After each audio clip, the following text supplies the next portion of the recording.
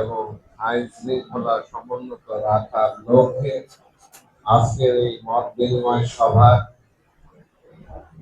সম্মানিত সভাপতি, গাইবান্ধা জেলার সুযোগ্য পুলিশ সুপার মহোদয়, আমাদের মাঝে উপস্থিত রয়েছেন মাননীয় সংসদ সদস্য পলাশবাড়ী এবং ডিআইজি রংপুর এবং আমাদের গাইবান্ধার বিভিন্ন রাজনৈতিক দলের নেতৃবৃন্দ, ওলামা মাশারে এবং হিন্দু, বৌদ্ধ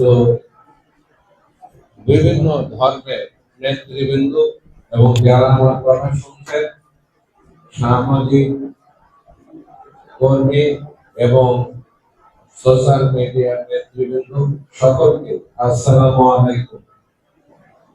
আপনারা সকলেই জানেন আজকে আমরা খুব বিশেষ একটা দুঃসময় অতিক্রম করছি। আমাদের হাজার হাজার বছরের যে সম্প্রীতি আমরা আমাদের মাঝে বিরাজ করতে, সেই সম্প্রীতি বিনষ্ট হতে চলেছে একজন দুর্জন লোকের মাধ্যমে।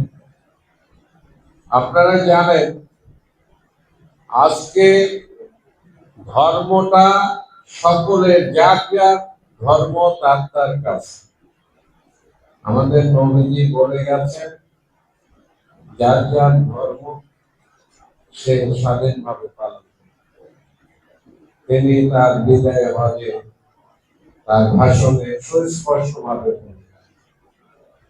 আজকে আমরা লক্ষ্য করছি, আমরা এখানে মুসলমান সংখ্যাগরিষ্ঠ দেশ বাংলাদেশ, এখানে যে প্রতিষ্ঠানটা গড়া হচ্ছে, এই প্রতিষ্ঠান নিয়ে যে করছে তাকে নিয়ে যথেষ্ট প্রশ্ন রয়েছে। সে সামাজিক সম্প্রীতি বিনষ্ট করার জন্য হোক, যে কেউ যে কোনো কাজ যদি সামাজিক সম্প্রীতি বিনষ্ট করার জন্য যদি আমিও কোনো কাজ করি, সেটাও কাউকে সমর্থন করা যাবে না। আজকে আমি ওলামা মাশায়েখ এবং আমার বিভিন্ন মসজিদের ইমাম যারা রয়েছেন, আমি তাদেরকে ব্যক্তিগতভাবে আমি ধন্যবাদ জানাচ্ছি এই কারণে যে দীর্ঘদিন থেকে এই ঘটনাটা বিরাজমান চলছে। এখনো এই এলাকায় যে শান্তি সম্প্রীতি বজায় রেখেছেন তারা যথেষ্ট ভূমিকা পালন করেছে। এজন্য আমি আমার মসজিদের ইমাম থেকে শুরু করে সমস্ত যারা ইমাম রয়েছেন তাদেরকে আমি অভিনন্দন এবং ধন্যবাদ জানাচ্ছি। আপনারা সকলেই জানেন দীর্ঘদিন এই দেশ একটি ফ্যাসিস্ট সরকার দ্বারা পরিচালিত হয়েছে। একটি গণতান্ত্রিক সরকার যখন এই দেশ পরিচালনার দায়িত্বভার গ্রহণ করেছেন, আমাদের মাননীয় প্রধানমন্ত্রী জনাব তারেক রহমান সাহেব একটি অর্থনৈতিকভাবে বিধ্বস্ত একটি দেশের দায়িত্ব তিনি গ্রহণ করেছেন। তার এই দায়িত্ব গ্রহণ করার পর থেকে তাকে সমস্যা তৈরির জন্য, এই দেশকে অস্থিতিশীল পরিবেশ তৈরি করার জন্য একটি চক্রান্তকারী মহল সব সময় কাজ করে যাচ্ছে, যাতে দেশ স্থিতিশীলতার উপরে দাঁড়াতে না পারে, সারা বিশ্বের মানুষ এখানে যাতে বিনিয়োগ করতে না আসে, এই দেশ একটা শান্তি সম্প্রীতির দেশ হিসাবে প্রতিষ্ঠিত হতে না পারে, এই চক্রান্তটা অব্যাহত রয়েছে। আজকে আমাদের লিডারশিপের বড় অভাব। আমি বলবো যার জন্য আমরা নিজেরাও দায়ী যে আমরা নেতা হতে পারিনি, প্রশাসনের লোকও দায়ী এবং আমাদের এলাকার মানুষও দায়ী। নেতৃত্ব সৃষ্টি করতে আমরা ব্যর্থ হয়েছি। কারণ আমার পলাশবাড়ির মাননীয় সংসদ সদস্য এখানে রয়েছেন, এই ঘটনাটা অনেক দিনের আগের ঘটনা। আমি মনে করি তিনি এই সমস্যার সমাধান করার জন্য যথেষ্ট। তিনি যদি তাদেরকে ডেকে বসে বলেন যে এই জিনিসটা এইভাবে পরিচালিত হবে, আমার মনে হয় সেখানেই সমস্যার সমাধান হবে। আমি আজ এখানে এক কথা বলছি, ওখানে ফিল্ডে যে অন্য কথা বলছি, এটা করা যাবে। আজকে মানুষকে আমরা যদি বিভিন্ন ভাবে ইনফ্লুয়েন্স করে কতদিন আর মানুষকে আমি থাকা রাখতে পারবো?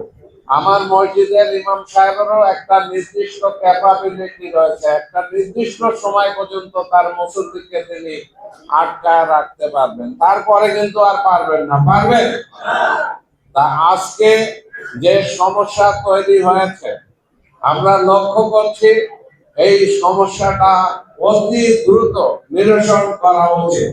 আমার সুস্পষ্ট কথা হচ্ছে, এই যে হরি দাস, একে আইনের আওতায় আনা উচিত এবং আইনের মাধ্যমে যদি ওখানে আরো 200 ফিট বড় যদি মন্দির নির্মাণ করার প্রয়োজনীয়তা দেখা যায়, করা হোক। আর যদি না হয় তাহলে ওখানে মন্দির করার দরকার নাই। আমার বাংলাদেশে এই জায়গায় তিনি তো তার যে স্টাইল, আমি তাকে কোনোদিন দেখি নাই, তার সঙ্গে কথা বলিনি, কিন্তু আমি তো দেখি সে তো সবসময় তার চিন্তা চেতনা ছিল বাণিজ্যিক। ওখানে যে জিনিসটা তৈরি করেছে ওটা একটা রিসোর্ট, সেই রিসোর্ট থেকে তিনি আজ এই ধর্ম ব্যবসার সঙ্গে তিনি জড়িত হয়ে গেছেন এবং এই ব্যবসায় তিনি বড় একটা মার্কেট পেয়েছেন। এবং আমাদের কোমলমতি মানুষ যারা আমরা হিন্দু ধর্মের মানুষজন অনেকেই ওখানে তাদের প্রতি আমরা আমাদের আনুগত্য প্রকাশ করেছি। আমি অনেকের সঙ্গে কথা বলে, ব্যক্তিগতভাবে মঞ্চে এক কথা বলে, যখন বাইরে কথা বলে তখন আমি তাদের সঙ্গে কথা বলে দেখেছি, অনেক হিন্দু ভাই বোনেরা তাদের এই প্রতিষ্ঠানের প্রতি তাদের শ্রদ্ধাবোধ রয়েছে।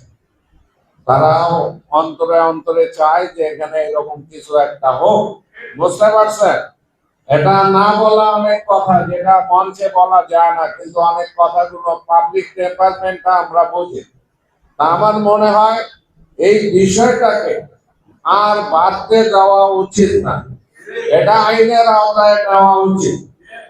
এটা আমাদের মাননীয় সংসদ সদস্য আছে, তিনি ওখানে সকলকে ডেকে তিনি বসে তিনি তার এলাকার যেভাবে এটা করা উচিত তিনি করবেন।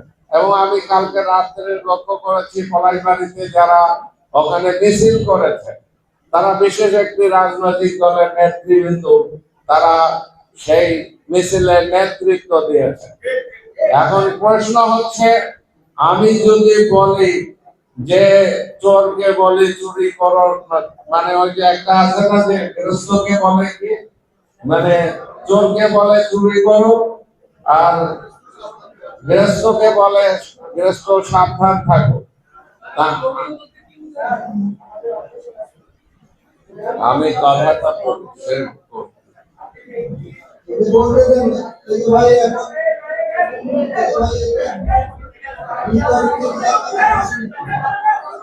আমি আমি আমি এই এটা পলাই পারি না।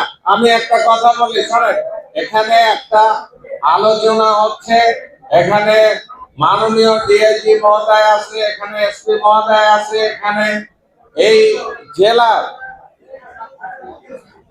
আলেম ওলামা তারা রয়েছে। আমি একটা কথা বলি ভাই, একটা কথা বলি, শোনেন, যে জিনিসটা আমি আমি একটা কথা বলি, বুঝতে পারছেন না অনেক কিছুই। আমি 12-13 বছর থেকে রাজনীতি করি। আজকে আমি জীবনের শেষ প্রান্তে এসে দাঁড় হয়ে আছি। আমার জীবন এখন শেষ, আমি আর জীবনে কোনো কিছু হওয়ার চিন্তা করে না। 60 বছর আমার পার হয়ে গেছে। এই জেলার মানুষের ভাগ্য উন্নয়নের জন্য আর অন্যায়ের প্রতিবাদ করার জন্য অনেকবার আমি নিজেই অত্যাচারিত হয়েছি। আমি আমার জেলার এই গাইবান্ধার মানুষ, আমি ন্যায় কথা যে সব সময় বলতে পারবো এটা কথা না। মানুষ কথা বললে কথার মাধ্যমে তার ভুল কথাও বলতে পারে। তা মানুষের আজকের যে কথাটা বলছি সে কথাটা হচ্ছে, আমরা যে সমস্যার সম্মুখীন হয়েছি সেই সমস্যাটাকে সমূলে উৎপাটন করা দরকার। এটা আপনারা বুঝতে পারছেন না যে গাইবান্ধায় একটা ঘটনা ঘটবে, এই ঘটনাটা শেষ কিভাবে হবে এটা আমারও জানা নাই, আপনাদেরও জানা নাই। আমরা কিন্তু এমন এক জায়গায় দাঁড়িয়ে রয়েছি যে সামন দেখছি, তারপরে কি হবে এটা আর বুঝতে পারবো না। তা আমার গাইবান্ধায় যে জিনিসটা আমরা সকলে বসে আলাপ আলোচনার মাধ্যমে আমাদের আমারও শেখার অনেক কিছুই রয়েছে, আমার চেয়ে অনেক জ্ঞানী গুণীজন এখানে বসে রয়েছেন, এই জিনিসটার ভালো একটা সমাধান হওয়া দরকার। এইটা হচ্ছে বসার উদ্দেশ্য এটা। আর গাইবান্ধার যে বর্তমান আইন শৃঙ্খলা পরিস্থিতি বিরাজ করছে, সত্যি কথা বলতে এটাও অপ্রিয় সত্য কথা। আমার এখানে ডিএজি মহোদয় আছে, এসপি সাহেব আছে, উনি যথেষ্ট ভালো লোক। অনেকেই যারা দায়িত্বে রয়েছেন, এডিশনাল এসপি বা থানার ওসি, অনেকেই ভালো লোক। সবাই যে ভালো তা না, মন্দ লোকও থাকতে পারে, আমার জানা নাই।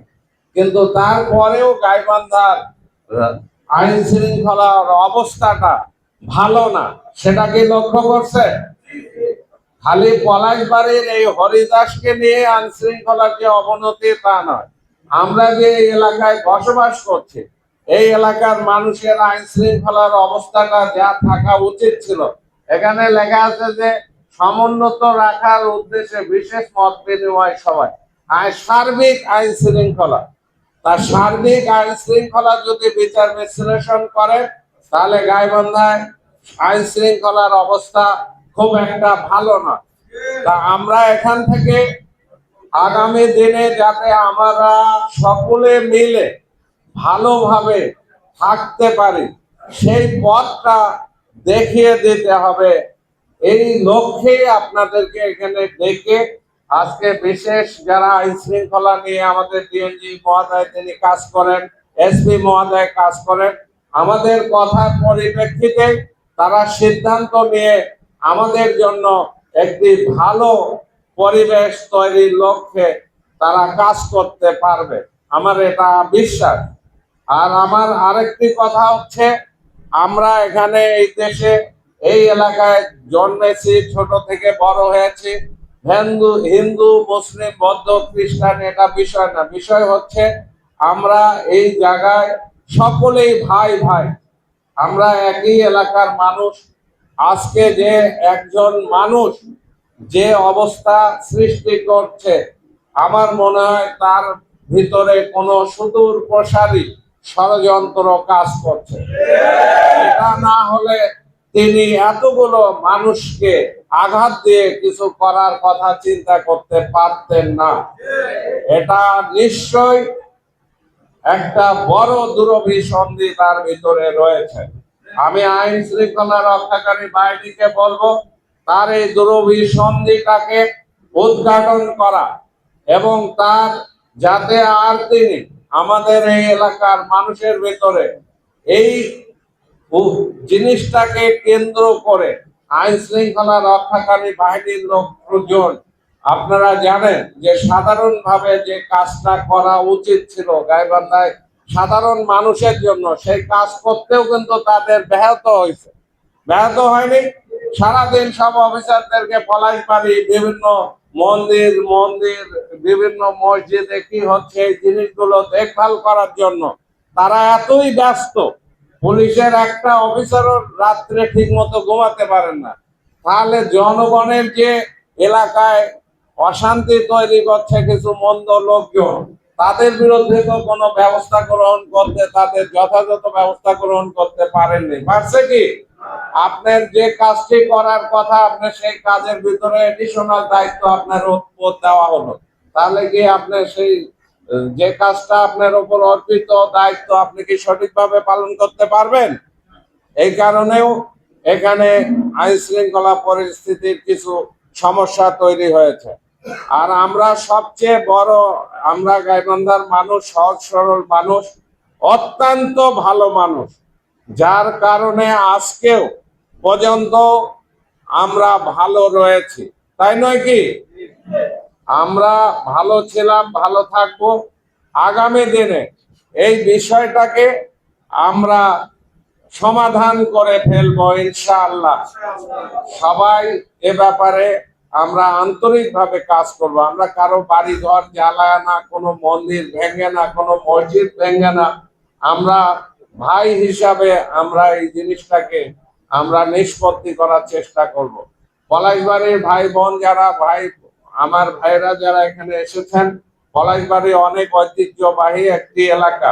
আপনাদের সম্ভ্রান্ত একটি রাজনৈতিক এবং বর্ণাঢ্য আপনাদের পরিচয় রয়েছে, আমি সে কথা বলবো না। আপনারা ধৈর্য ধারণ করেছেন, আরো একটু ধৈর্য ধারণ করবেন, যাতে আপনারা ওখানে কোনো রকম কোনো দুর্ঘটনা না ঘটে, সে ব্যাপারে আপনারা সতর্ক থাকবেন। সকলের সুস্বাস্থ্য এবং দীর্ঘায়ু কামনা করে আমি আমার সংক্ষিপ্ত বক্তব্য এখানে শেষ করছি। আল্লাহ হাফেজ। আসসালামু আলাইকুম ওয়া রাহমাতুল্লাহি ওয়া বারাকাতুহু।